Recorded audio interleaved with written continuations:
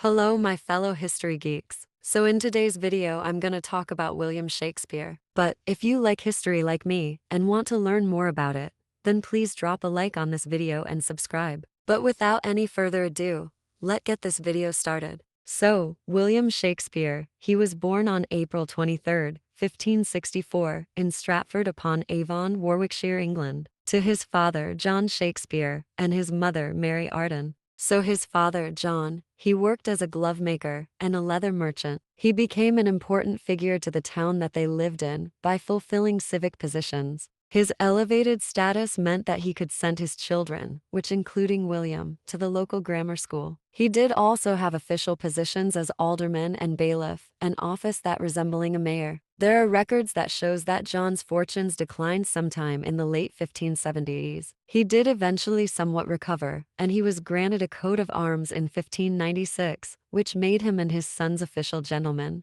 While I couldn't find much about Mary, but what I did find was that she inherited her father's farm along with some land in Snitterfield after the death of her father Robert, died in December 1556. But what we do also know is that there were no mention of John and Mary's engagement before the death of her father. But it was first after it was mentioned. John and Mary, they had 8 children together, although 3 of them died at a young age. They did also lose 2 infant daughters too. William, he is the oldest child, along with 5 other siblings. His siblings are named Gilbert, Joan, Anne, Richard, and Edmund. While Anne died at the age of 8, the others lived well into their adulthood. William would have lived with his family in their house on Henley Street up until he was 18 years old. When William was 18, he married Anne Hathaway when she was 26 years old. It was a rather rushed marriage, due to Anne was already pregnant at the time of the ceremony, which back then was a big no-no. Together they got 3 children, their firstborn being a daughter named Susanna. She was 6 months old after their wedding, and later they would have twins,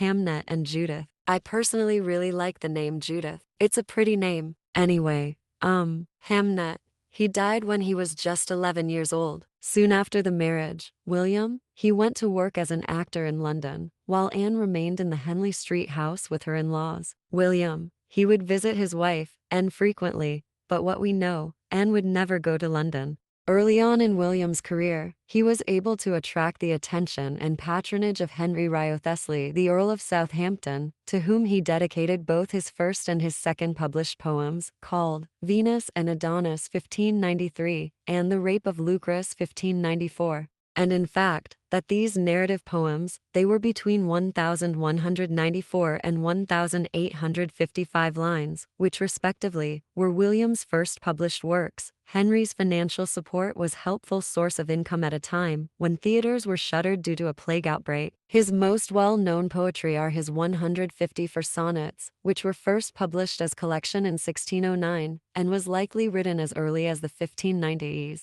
The scholars categorize the sonnets in groups based on 2 unknown subjects that William addresses: the Fair Youth Sonnets, the first 126, and the Dark Lady Sonnets, the last 28. While in 1594, William joined Lord Chamberlain's Men, the London acting company that he worked with for the duration of his career. Lord Chamberlain were later called the King's Men. William's sonnets were composed between 1593 and 1601, though they weren't published until 1609. That edition were called the Sonnets of Shakespeare. They consist of 154 sonnets, all written in the form of 3 quatrains and a couplet that is now recognized as Shakespearean. The sonnets fall into 2 groups, sonnets 1 to 126, they were addressed to a beloved friend and a noble man. Sonnets from 127 to 152, to a malignant but fascinating dark lady, and who the poet loves in spite of himself. While nearly all of Shakespeare's sonnets examine the inevitable decay of time and the immortalization of beauty and love in poetry, in William's poems and plays, he invented thousands of words, combining or contouring Latin, French, and native roots. His impressive expansion of the English language, which accordion to Oxford English Dictionary, that includes such words as arch-villain, birthplace, bloodsucking, courtship, dewdrop, downstairs, fanged, heartsore, hunchbacked, leapfrog, misquote, pageantry, radiance, schoolboy, stillborn, watchdog, and last zany. William had written more than 30 plays, but these plays were divided into 4 categories such as histories, comedies, tragedies, and romances. His earliest plays were primarily comedies and histories, such as Henry VI and The Comedy of Errors, but in 1596, William he wrote the famous act that you guess probably have heard before, or maybe have watched the play. It's Romeo and Juliet. For his second tragedy, and over the next dozen years, he would return to the form of writing the plays, for which he now best known, Julius Caesar, Hamlet, Othello, King Lear, Macbeth, and Antony and Cleopatra. Around the turn of the 17th century, William became a more extensive property owner in Stratford. When his father, John, died in 1601, he inherited the family home. And then, in 1602, he purchased about 107 acres for £320, or around 405 US dollars. In 1605, he purchased leases of real estate near Stratford for £440 or 557 US dollars, which doubled in value, which earned him £60 or 76 US dollars a year. This made him an entrepreneur as well as an artist, while scholars believe that these investments gave him uninterrupted time to write his plays. A couple years earlier, around 1603, William is believed to have stopped acting in the King's Men productions, which he instead focused on his playwriting work. He likely spent the last 3 years of his life in Stratford. On his retirement in 1610, William settled in Stratford and lived the last 6 years of his life as a family man, husband, father, and grandfather. When he died in 1616, he famously left his wife their second best bed in his will. Even though this wasn't the insult, since it seems as the best bed in the house was reserved for guests, while the second best was their Marshall bed. And she continued to live in New Place as a wealthy widow until her death in 1623 at the age of 66 or 67. She was buried beside her husband in the chancel of the Holy Trinity Church in Stratford.